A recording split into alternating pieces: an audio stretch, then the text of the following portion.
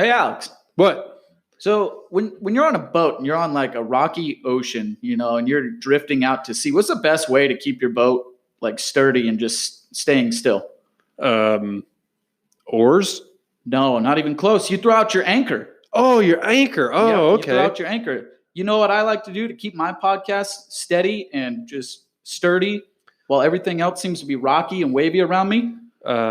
Not oars, right? Not oars. It's Anchor again. Oh, okay. That's right. Anchor.fm. Let me explain.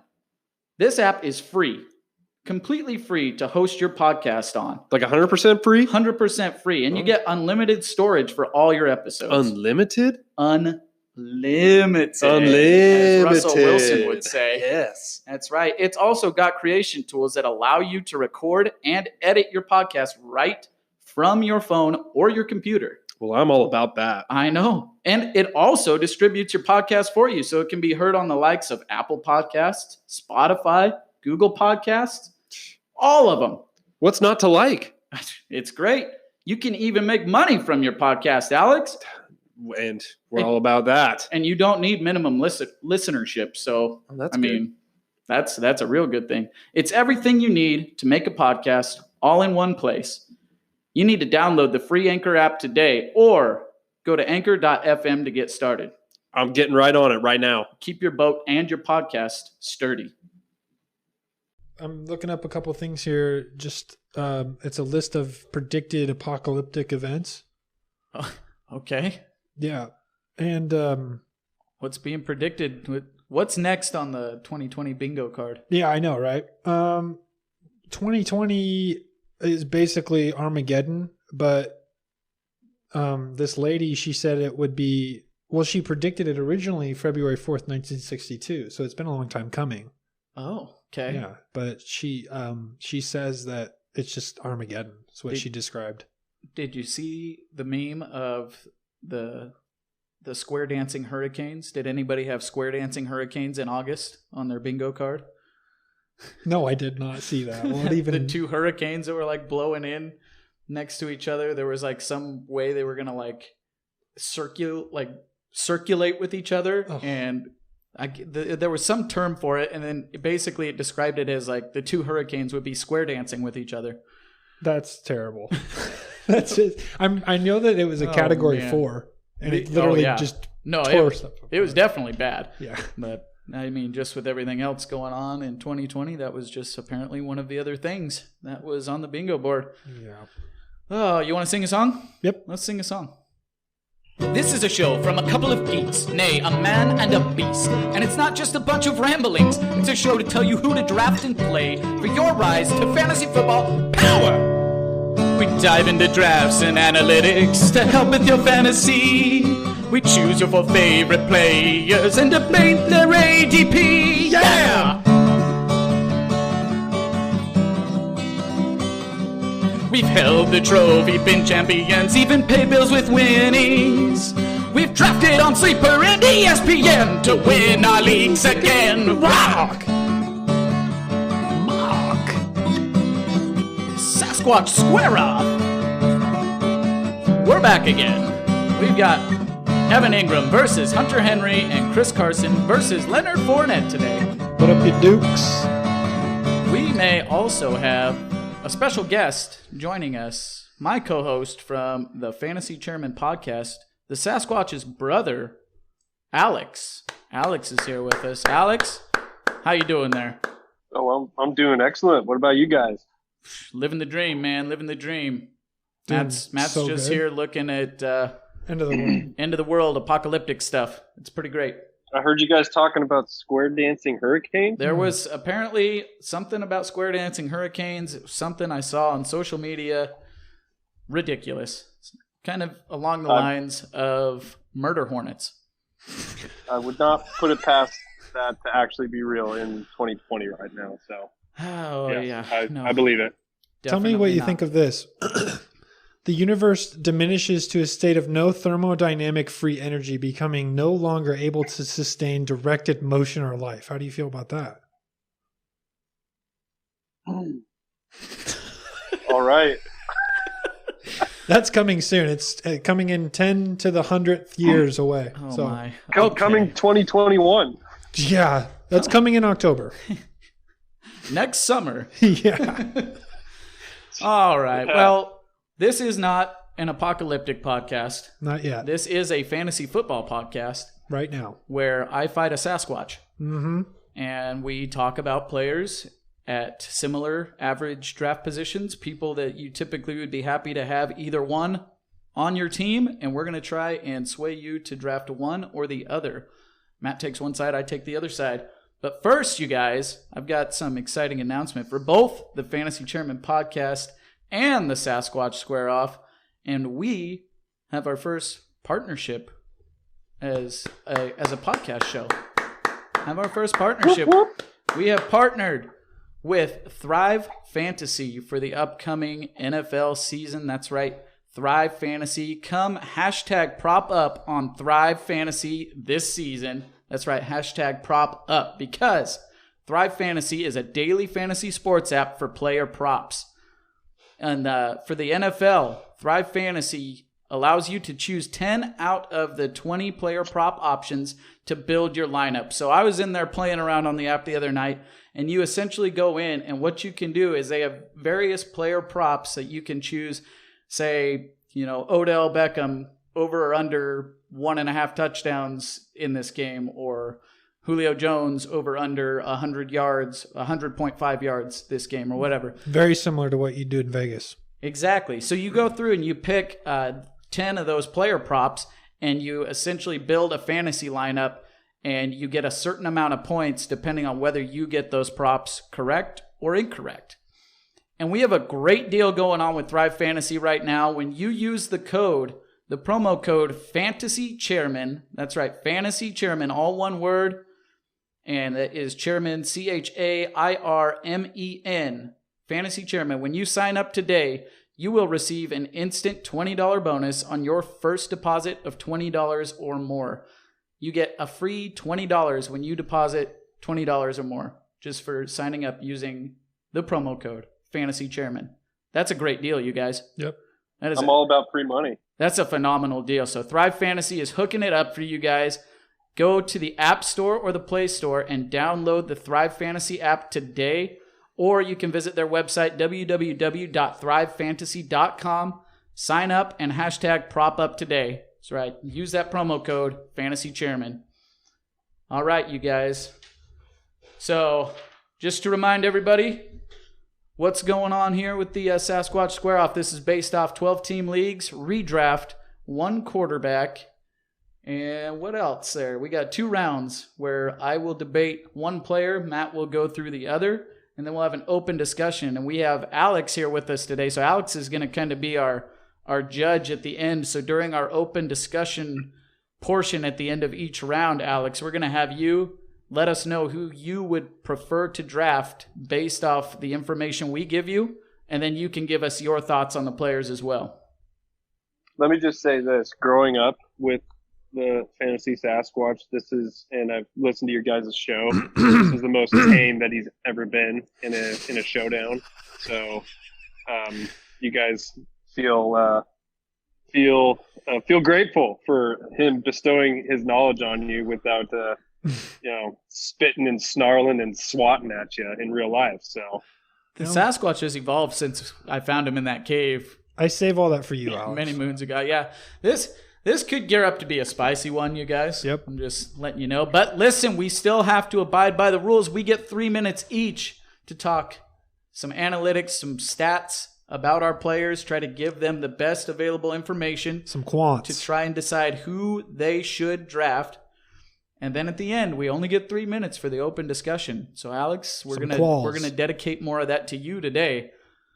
Yep. But we only get one of these to be able to interrupt each other in either round 1 or round 2, Squatch. And I'm definitely using mine today. I guarantee you that. I'm sure that you are. Uh-huh. I am sure that do I get one of those? No. Alex, Alex, you don't get one of those. Okay. Sorry about that. All right.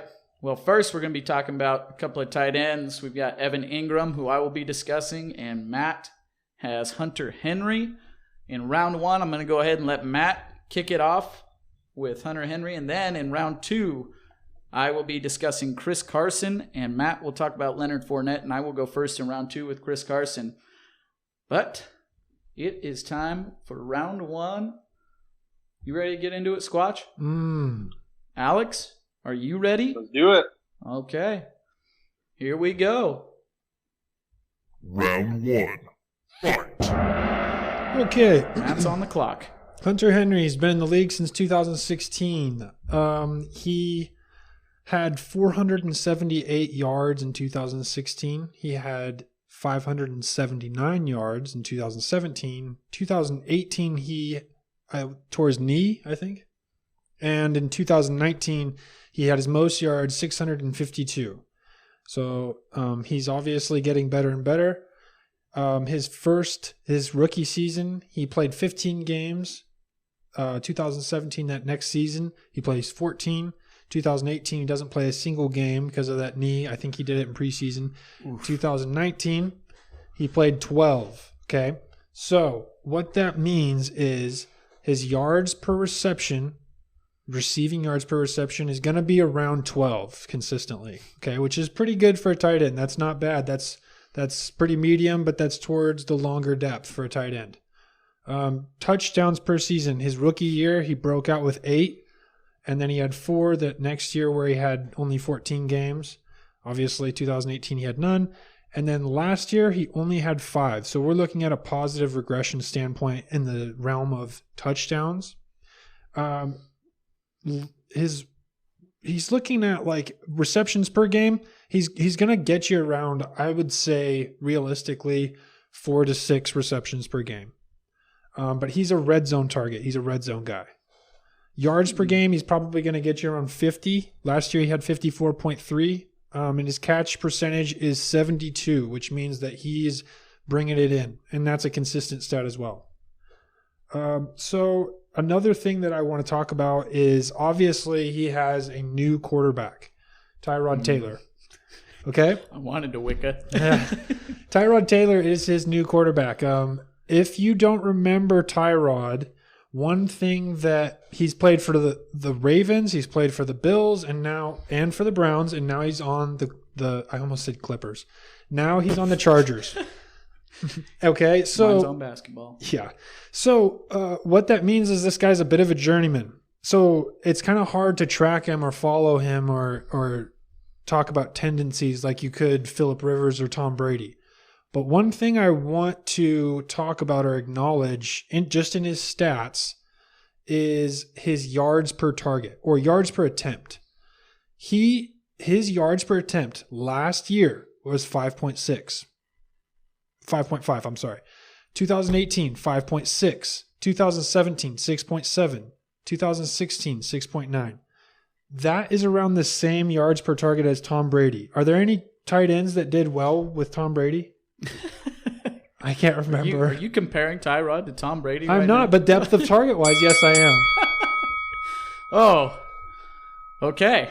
I have more. So you Just heard it wait. right there, right at the end there. Matt said that Tyrod was Tom Brady. You heard that, Alex? Yeah, I heard that, and I kind of, took out one of my AirPods and, tried to clean out my ear, make sure I heard things right. That wasn't He really because I said compared Tom Tyrod Brady. to Tom Brady. That wasn't because I said Tom Brady. You just need your ears cleaned out. You just Wow, okay. that's quite the comparison there for your side. So, It's more of it's a comparison on yards per pass attempt. all right. If you say nickel and dime, he's not even nickel and dime. He's penny and nickel. I don't know how that.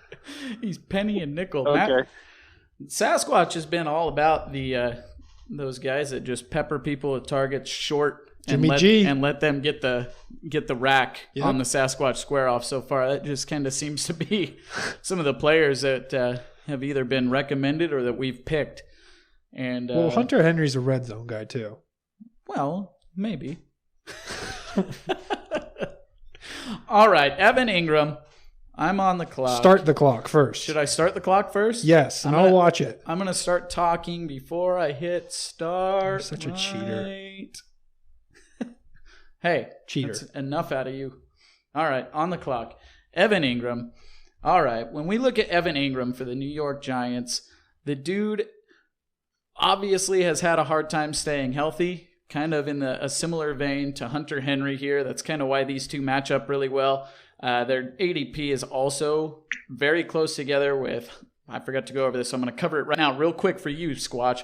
Tight end 6, Hunter Henry, and tight end 8 is Evan Engram. That's where they're being drafted. 66 overall for Hunter Henry, 78 overall for Evan Engram. But anyway, both kind of in the same vein here. But when we look at Evan Engram, his rookie year in 2017, the dude broke all sorts of fantasy records for tight ends. There's always this stigma of tight ends coming in and not being good in their rookie season, and he came out and just set the league on fire. Since then, in 2018, he only played 11 games, but in those 11 games, he was sitting right around 7 to 8 targets per game, and he was averaging about 14 to 15 fantasy points per game as well in those games that he started. His snaps towards the end of 2018 when he came back, his snap percentage stayed right above 60, but when he has been fully healthy, his snap percentage is usually up in the 80 to 90% range. In 2019, he unfortunately got injured again. He got injured in week 6, came back and tried to play again after that and did okay, and then got injured again in week 10 and then was out the rest of the season. But yet again, in those games that Evan Engram started, he was receiving an average of 8 targets per game. He averaged 6 receptions per game and was sitting right up in the 14 fantasy points per game range. If you can have a tight end that's averaging that for you when they are in the game and playing, I love that. Absolutely love that. Booyah! Okay. So what I want to talk about, What do you want to talk about? I pulled Evan Engram up on this website called Sports Injury Predictor. It documents all the injuries for each player in the NFL and actually in other sports. And then it talks about chances of injury in the upcoming season, injury per game, projected games missed, and durability. Gives a durability score. Guess what Evan Ingram's chance of injury in 2020 is? Well, what is it? 98%. Okay. Chance of injury per game played, 21%. 1/4 of the time, Evan Engram will get hurt in a game. You want to pull Hunter Henry's up on there too? Yeah, let me hear Hunter Henry's. Okay, I'll pull him up. But I'm just saying, 98%.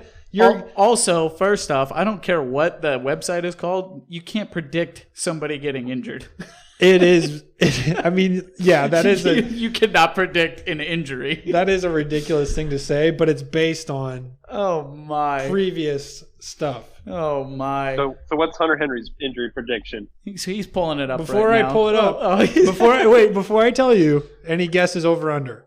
Well, not over under, but who's higher? Over under 98? Yeah, no. Well, who do you? Basically, what I'm saying is, do you think Hunter Henry is 99 or guaranteed? Is Hunter Henry's at 94, 93? I bet it's 92. Hunter Henry is at 86%. Chance of injury per game, 11%. Projected games missed, 2. Durability score, 2. You can pull up injury predictor or whatever that is all you want.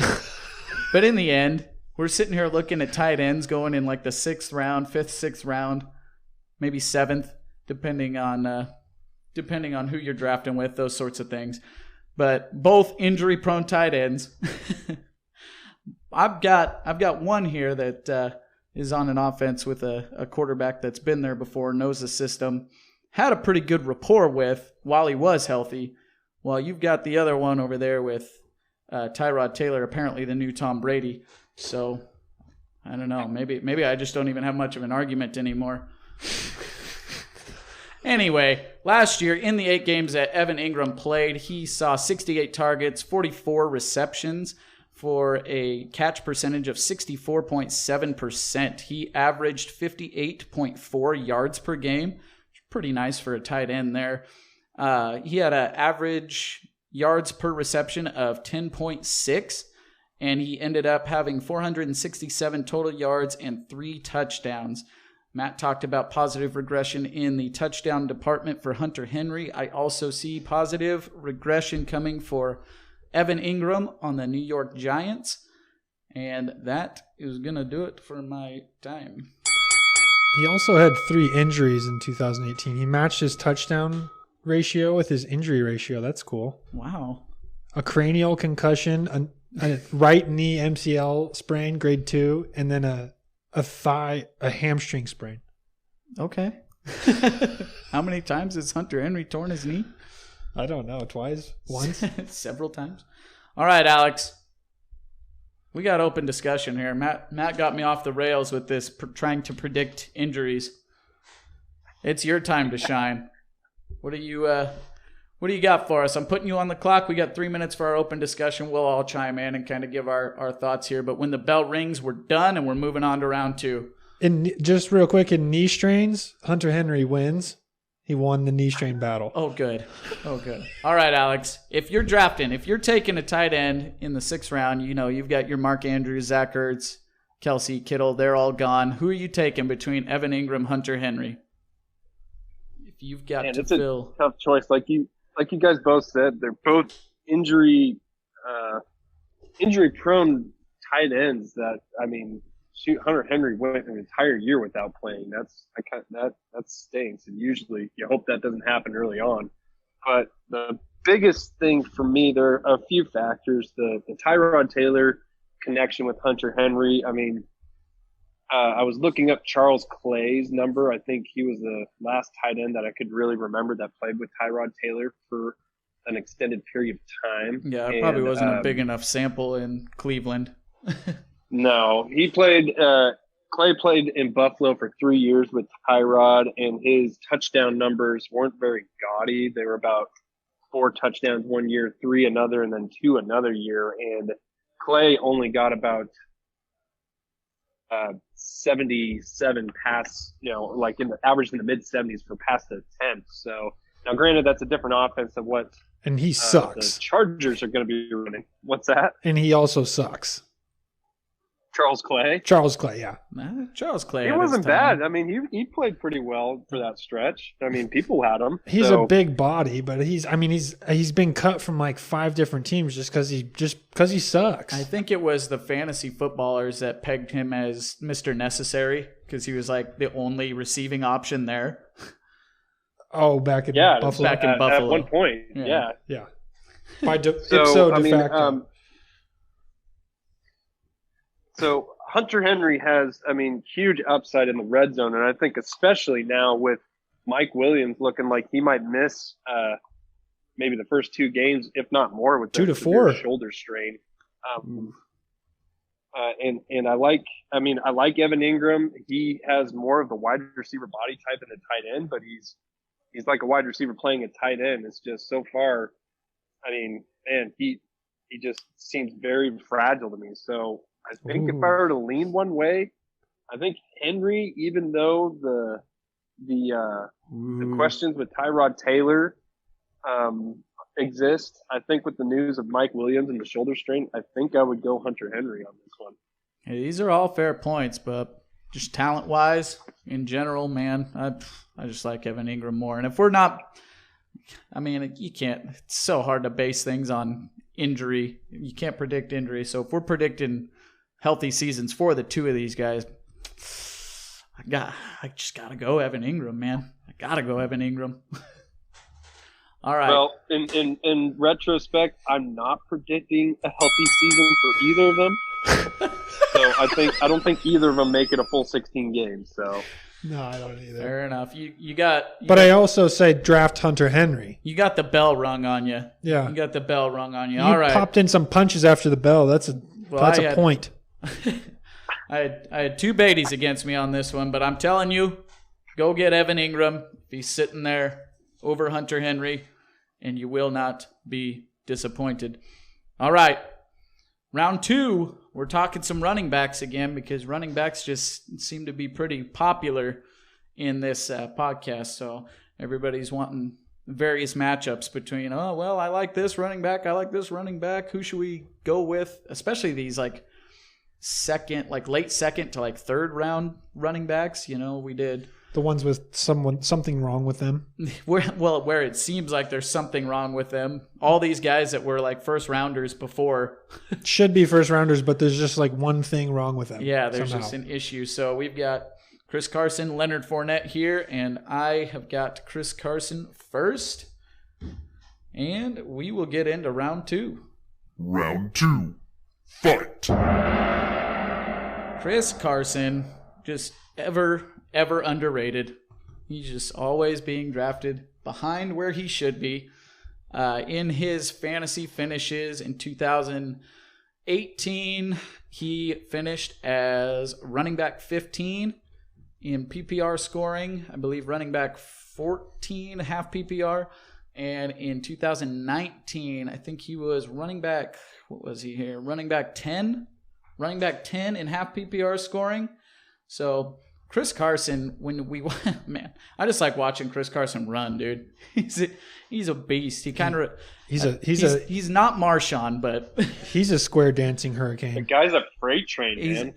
He looks for contact. Exactly. That's exactly. He runs fearlessly, and that's what I love, but also hate from him because it seems like he's gonna just hurt himself. But everybody pegs Chris Carson as like an injury-prone running back, but he only missed 1 game last season, and then he played in 14 games the season before, so he did miss 2 games there. But the way that some people talk about his injury history makes you think that he's more like along the lines of Evan Engram and Hunter Henry, where he's missed half a season or more or a full season at one point or another. And that's just not the case. Man, when he rushes for his career, he averages 4.5 yards per carry. So for all 3 years, and he only played in 4 games his rookie season in 2017, but just the combo of all 3 years, he averages 4.5 yards a carry, which you always like to see. Last year, he received 278 rushing attempts, and I believe the Seahawks were number 3 in the NFL in rushing attempts. And you know that they just want to pound the ball. That's just what the way they play. For whatever reason, they don't want to open it up for Russ.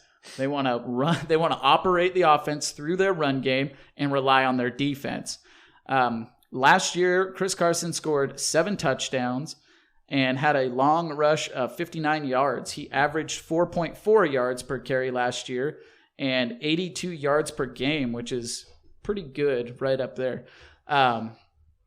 He averaged 18.5 carries per game, and that's right up in that workhorse range that you like to see, up in the 18 to like 22 carry range. That's a workhorse back for you. We would have liked to have maybe seen a little bit more from him in the receiving game, but he still received 47 targets with 37 receptions, 266 yards total on that, and 2 touchdowns with a 78.7% catch percentage. So Chris Carson is just one. I think people are worried about the hip, but it sounds like he's actually doing quite well from that, and I think he's going to have another big year. And I ran out of time. Boom.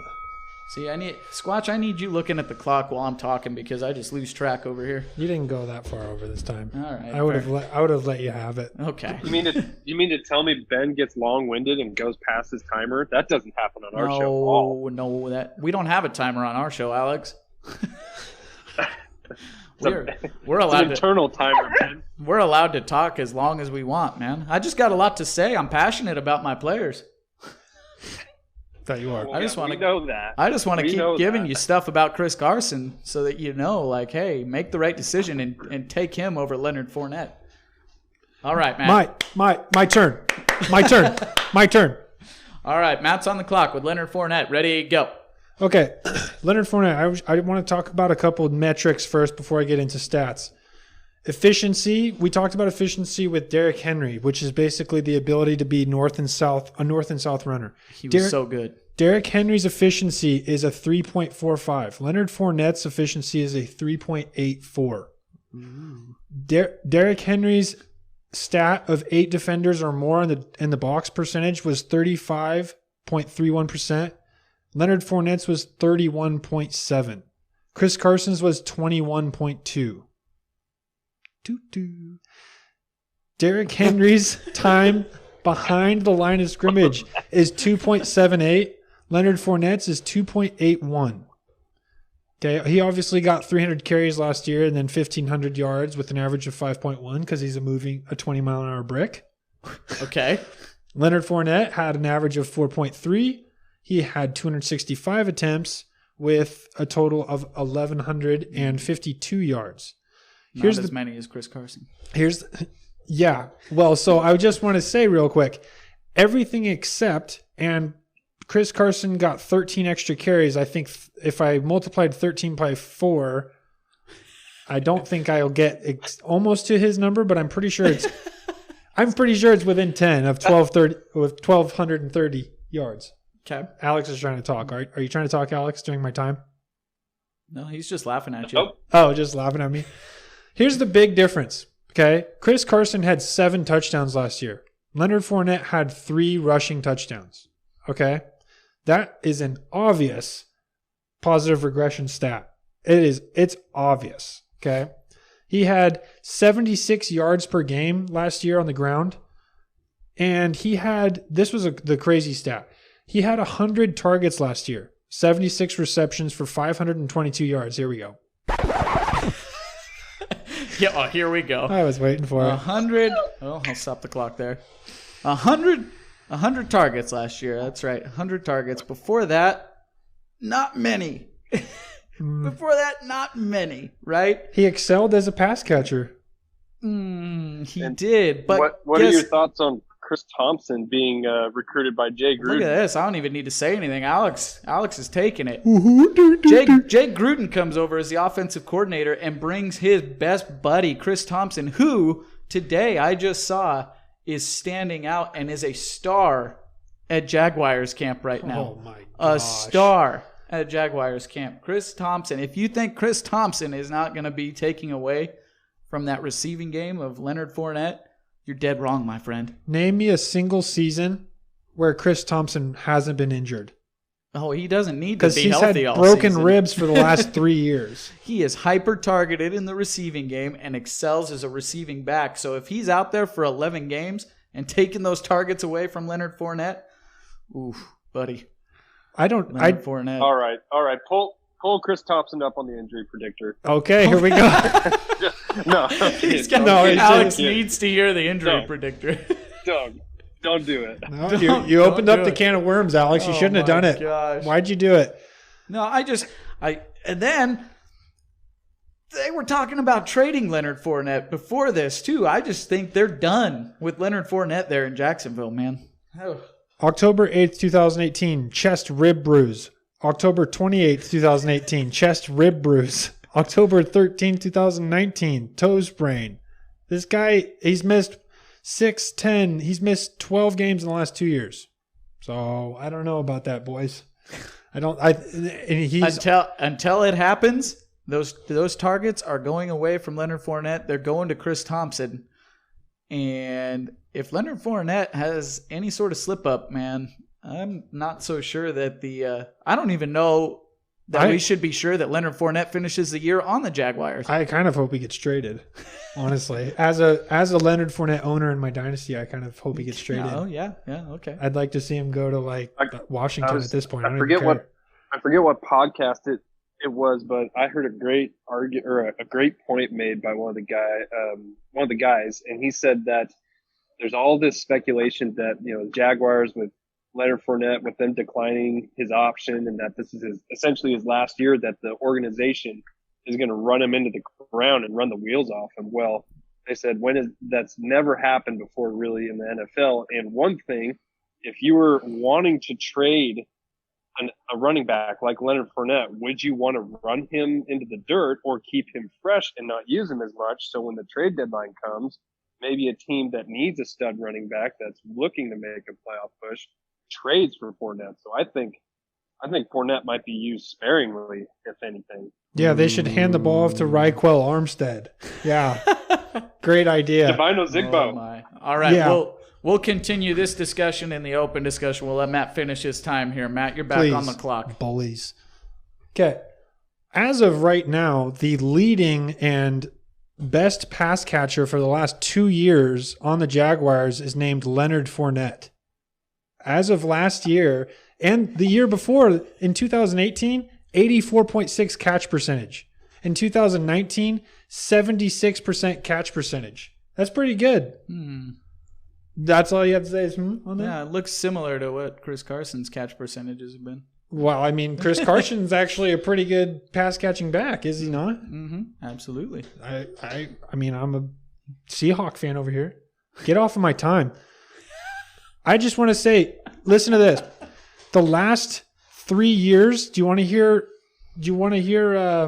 Chris Thompson's Only catch if you can percentage? get it in the next 7 seconds. 72 in 2019, 74 in 2018, 72 in 2017. Leonard Fournette has beat him 3 years in a row. Who's the pass catching back in Jaguar again? In Jacksonville? In Jaguar. Jaguar? Jacksonville? Who's the pass catching back in Jaguar again? Leonard Fournette. Chris Thompson now. All right. All right, Alex, we're going into our open discussion. You go ahead and give us your thoughts. Who are you taking? It's come down to between Chris Carson, Leonard Fournette.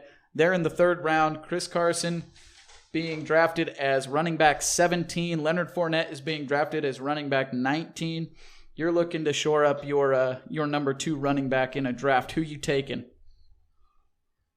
Well, I think, like you said, like we spoke about before with Fournette, there's just so many, things that really give me pause when I'm looking at him in draft rooms. It's just the fact that the team was trying to trade him in the offseason, the fact that they declined his option. This is his last year.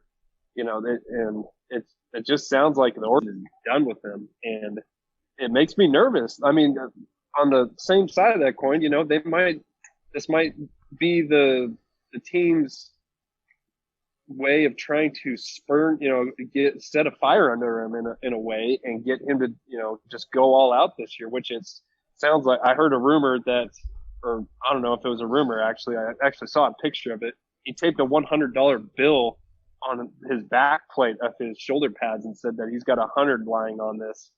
And he's going to be going 100 the entire season. So he sounds really motivated, but I don't know how much the team is going to be motivated to get him out there. So I believe the starting running back next year for the Jacksonville Jaguars is going to be next year's loaded draft from the free agency class that's going to be there. That's a crazy free agency class too. Oh man, it's wild. And Chris Carson, I mean, they love the guys so much that even after Chris Carson fumbled the ball, I'm a huge Seahawks fan too, and I actually had Carson on my fantasy team last year. So I got to see every one of his fumbles live, and it just, made me want to pull out the last of my hair that I had. And we don't have any hair. And it's just they just keep giving it back, man. The team they love him. Yeah, they just want they know what he can do, and they love every bit of it, and they know that people have issues with handling the rock sometimes, and he knows that's something he has to work on. So who you drafting, like Alex? You said, no, I just want to know. So who are you drafting, Alex? And to get down to the crux, to make a long story short, Too late. Too late. I would go Chris Carson over Leonard Fournette. That's what I'm talking about. And Rashad Penny likely not going to be available to start the year.